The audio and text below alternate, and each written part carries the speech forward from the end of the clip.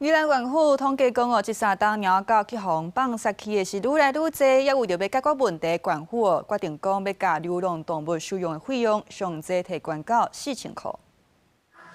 贵宾狗去已经13岁，却因为主人的亲人反对，就互人放杀。好关伫笼仔内底去，即马看到人就是拍的，无啥互动。伫宜兰县流浪动物中途之家，最近几年和去共款遭遇的猫仔狗仔是愈来愈多。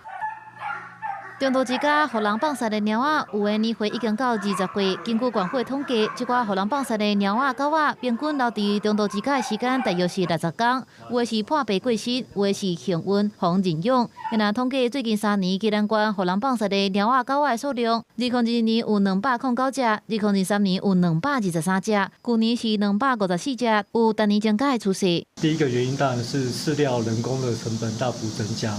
那再加上，因为后来零扑杀的关系，动物收容的天数都有持续的增加。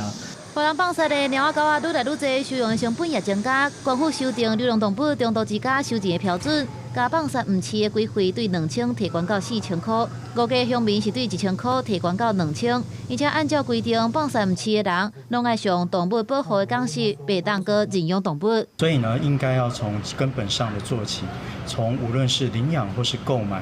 你本身你就要做好饲主领养前或认养前的教育。